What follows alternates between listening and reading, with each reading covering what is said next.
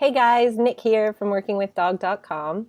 I am coming to you live from Portland, Oregon. I am at the Women in the Pet Industry Conference, and I spoke here today. And I thought I would just share with you the speech that I gave. We did TED Talk style speeches, and it was really fun. That means they're 18 minutes long, so pretty short by speech standards, maybe a bit long by video standards, but I thought you might appreciate having access to it. So I am going to give you the speech that I delivered today, which went over pretty well. And of course, I, as usual, would suggest that maybe you get a little piece of paper or a notebook. You can pause the video and come back because I do actually have some action items for you and a little challenge. So here we go. The topic that I was speaking on today was the ugly truth about the success of your pet brand. And I delivered it to the room today, the conference. So some of the setup is for that situation, but here it is. So a few weeks ago, I wasn't really actually sure I was going to be able to fly from London to speak at the pet industry, the Women in the Pet Industry conference, which I'll tell you a little bit more about later. But I wanted to start by saying just how grateful I feel to be here. When you are a solopreneur, when you work by yourself, when you spend some days where you don't talk to any other adults or humans, it's so nice to have a place to come to. And if you've never been to this conference, I really highly recommend you check it out. It's a really warm, generous, kind group of people, and it feels like a little bubble. And the team who puts it together is really fantastic.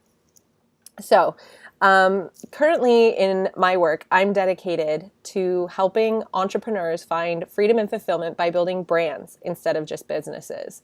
So what I do, if you're not familiar, is kind of a mashup of marketing consulting, brand development, strategy, problem solving, and a little bit of like magic secret sauce.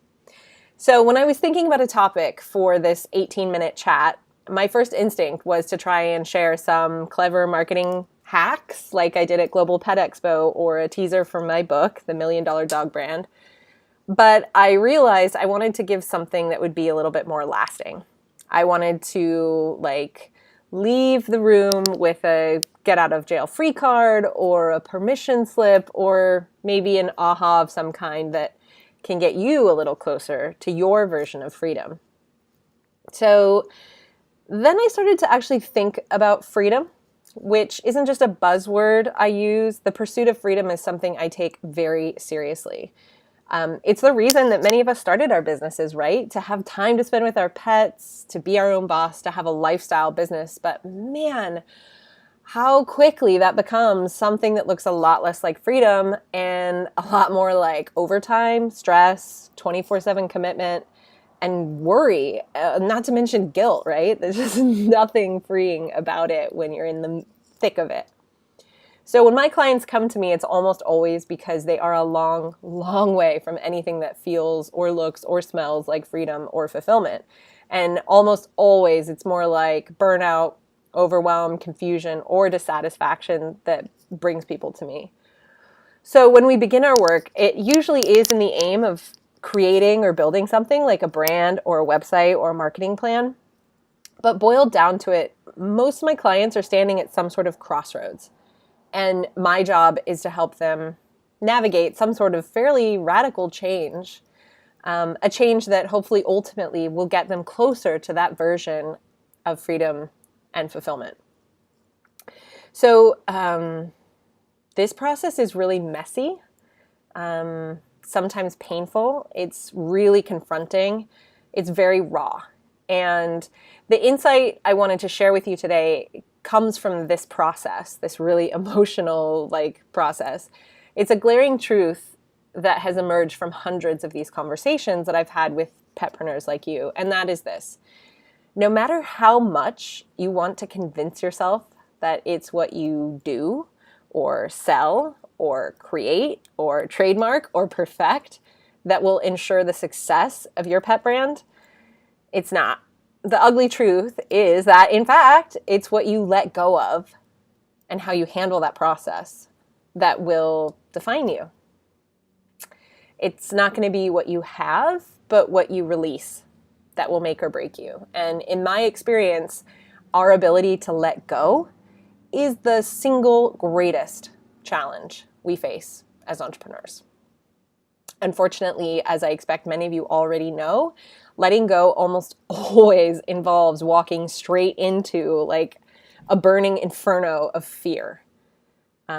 Your reliance in the face of that fear and possible failure defines your success. So I want to tell you a couple of stories. The first one is that last year I worked with a client. She was a pet photographer who was very sure that the work she wanted to do together was to figure out how to accomplish her first six-figure year. She was extremely fixated on this goal, although it wasn't really based on incremental growth or performance or past performance. It was just something she'd kind of plucked out of the air as this thing that sounded really good, right? We've all been there. It was the version of success that she wanted most in that moment. So keep in mind, we started working together at the end of August, and she still had about $30,000 left to earn before the end of the year and didn't really have a lot of plans or prospects for how that was going to happen. So we set about to have some discussions about realistic growth, product and pricing strategy, marketing channels, promotions she could do. And in that process, when we started to flesh this all out, she realized that actually she might have been pushing really hard for something that wasn't as important as she thought, and that instead of having this frenetic pace to this kind of slightly superficial goal, she wanted to spend our time working on something a little bit more lasting, maybe to look at the following year, which would have been this year, 2017, to hit that six-figure goal. And she relaxed a little bit into the process, and we started doing the deeper work, some of the slower work that needed to be done before we could kind of move on to the brand refresh stuff that she really wanted to do. What's really interesting is almost as soon as she relaxed and let go of this goal and this being really tough with herself about this goal, she almost hit it by accident. I think she hit it in November, like she still had a month to spare in the year, and she did make that six figures, but it was only until she really let go and really gave into the process. So the next story I want to share with you comes directly from this conference 1 year ago. I met a wonderful petpreneur who had a really strong business, but she knew she needed to do something to build the online part of her business. She was really happy with her in-person sales, but wanted to increase her passive income, which is something I deal a lot with my clients. And that often requires having a stronger online presence. She wanted to solidify her brand and kind of step up a little bit because she had DIY'd her logo and website when she had started, and she hadn't really revisited it. So we started working together one-on-one, defining her brand pillars and her brand statement. And it suddenly became clear that we had really different expectations about what it meant to refresh her brand. She was really committed to keeping her existing logo and her existing website, keeping them the same. And she was hoping that maybe just the words that were on the website, some of the copy changes, would be enough to kind of accomplish this brand refresh. And I was under the impression she was prepared to kind of change it all in order to achieve the quite ambitious goals that we had set together. So we had kind of awkward, tense couple of months as I tried to help her as best I could within these restraints. And then one day she decided she was ready for a new logo. Not a new website, but the logo she was ready to change.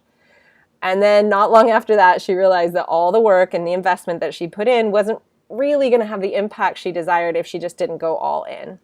And the issue for her wasn't really about the investment or the work. She was ready to give her all, and she did.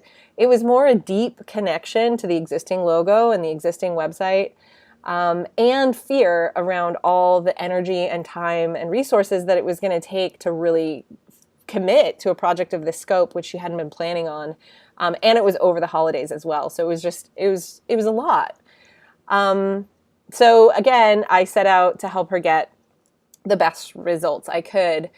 And then she just let go. She let go of her doubts. She walked straight into her fear.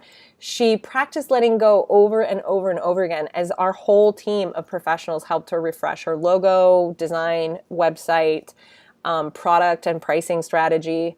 And sometimes her own personal taste was a conflict with what experts like me were suggesting. And that really forced her to continue to let go over and over and over again. And she really forced herself through this transformation, one extremely painful step at a time, which I know was really rough for her. But when she finally had her new logo and launched her new website about 4 months later, a couple of things happened. Not only did she experience relief and euphoria at having survived the fear and resistance that she had been battling before, which I knew about because she emailed me immediately and was like, "Oh, thank you so much. I'm so glad it's done. I'm so in love with it." But more importantly, she had almost an immediate doubling in the sales of her passive income products. And I'm not sure if you've launched a new website before, but typically there's a dip when you redo the website. You usually experience a dip in traffic and sales for a little while until Google sort of reindexes you and you catch up. But she didn't have that. It was an immediate double in her passive income products, which I think is a testament to the work that we did. And she was inundated with new opportunities for press, television, and more of her in-person sales products and other projects. So her project was outrageously successful by basically all measures, but it was only possible because she found the strength in herself to let go and trust the people she had hired to help her, and hiring them in the first place, which is a big hurdle, isn't it? So on a more personal note, I said that a few weeks ago, I didn't think I was going to be in Portland today. And that is because on Thursday, August 31st, totally out of the blue, my Frenchie, Charleston, the mascot of Working with Dog, had 5 seizures in 4 hours. On September 1st, the next day, he was diagnosed with a glioma tumor in his brain. And when I saw the MRI, it didn't need any explanation. It had a huge, solid, like white, solid egg-shaped mass taking up what looked like 25% of his brain. And his doctor had very few concrete answers for us. Expected life expectancy was like 1 day to 1 year. That's helpful. But he told us the average life expectancy was like 2 months, basically. So obviously we were like reeling with these horrible odds. We had started to try and make some of the impossible choices you try and make for your dog with this sort of information. About how to make sure that the end of his life was, as good as it could be, while also clearly not being ready to say goodbye and just being in like utter shock and obviously total devastation. Sadly, we didn't get 2 months, or 2 weeks, or even 2 days. In the early hours of September 3rd, at the hospital where we couldn't see him or be with him to say goodbye, Charlie had one last seizure and we lost him. In the space of 3 days, he'd gone from like this perfectly healthy 7-year-old dog to just gone. So it took me about a week to decide if I would still come to Portland. Everything relating to business just seemed so irrelevant. And I know those of you who've been through this know what that feels like. Just the world stops, or you wish it would. And I'm telling you this because I had already written this speech about letting go. And then I lost this love in my life. And it seemed impossible not to notice or mention the irony here that, I was standing on a stage today urging, conference attendees to embrace loss and change, and I'm personally struggling to do the same. It's really hard. It sucks. It's really unfair. And I feel like, it doesn't get easier to go through this.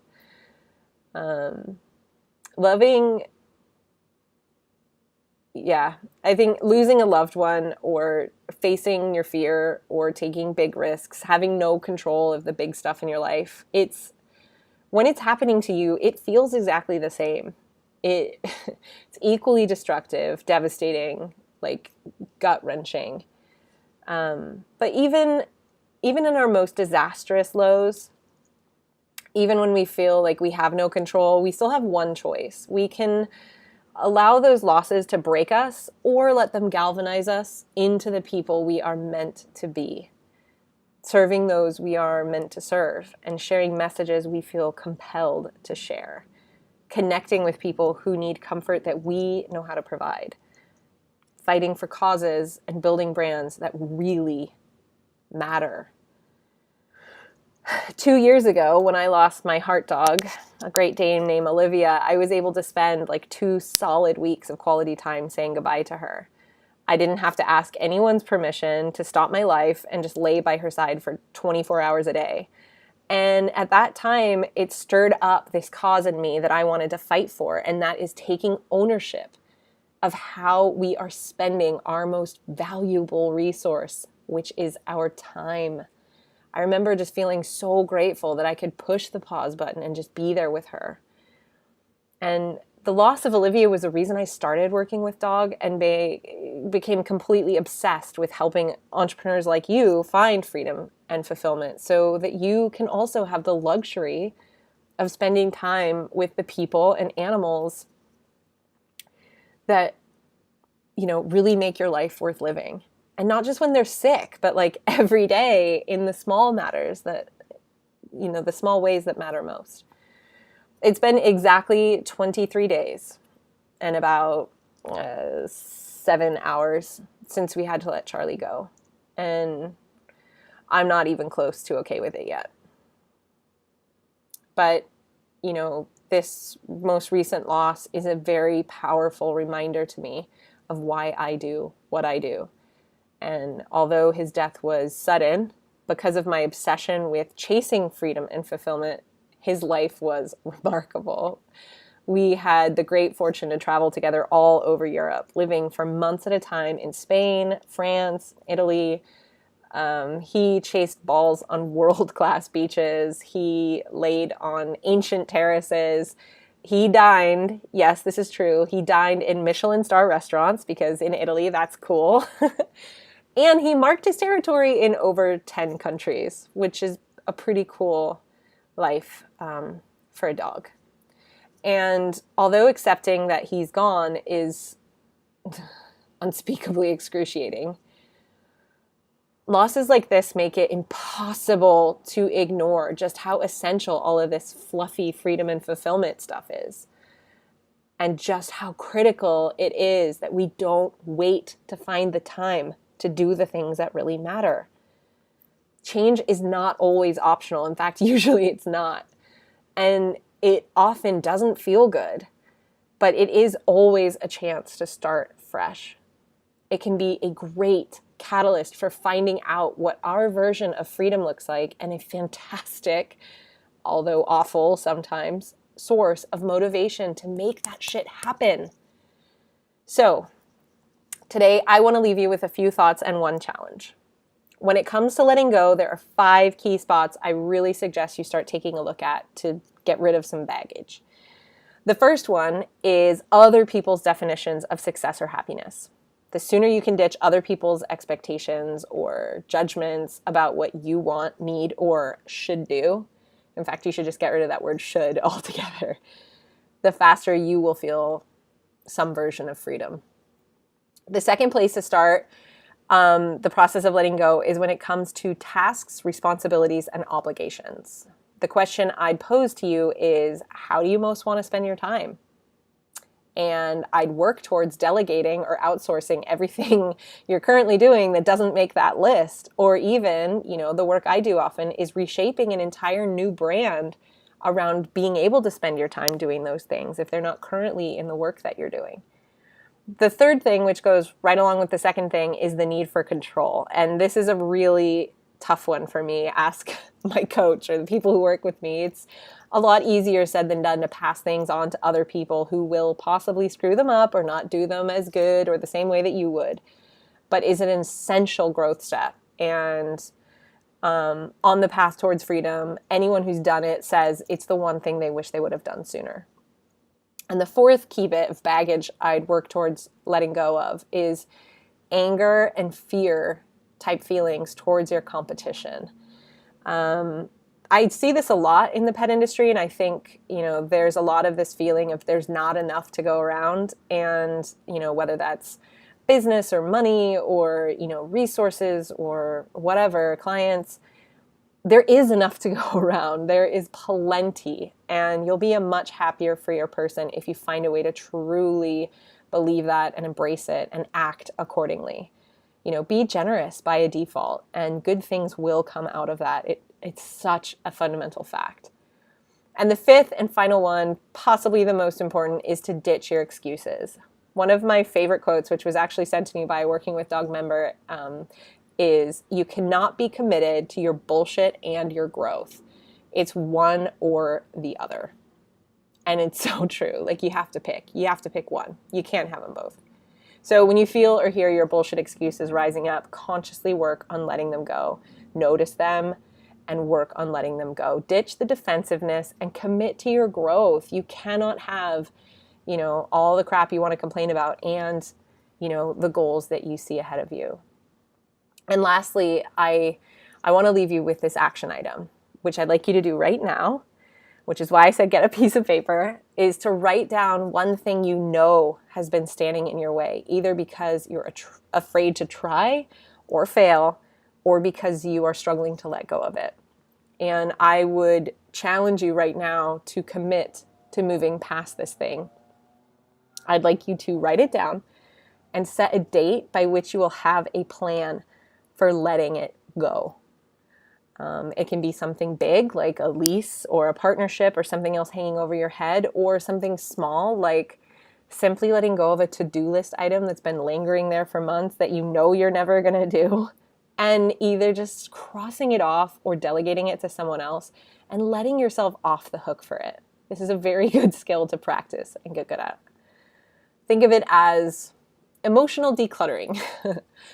And a personal invitation from me to you to let go and make room for your greatness, and to take your first step towards your own unique brand of freedom and fulfillment, and all the rewards that, come along with it when you finally get there.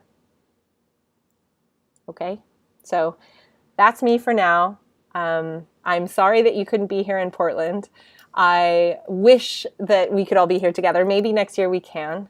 I hope you got something out of that 20 minutes of talking. And if you want to get in touch with me, please do so at hello@workingwithdog.com, or on Instagram @workingwithdog, or @J.Nichole Smith. That's Nicole, Nichole. All right. I've got to get down there to the party, and I'll catch you later. Bye.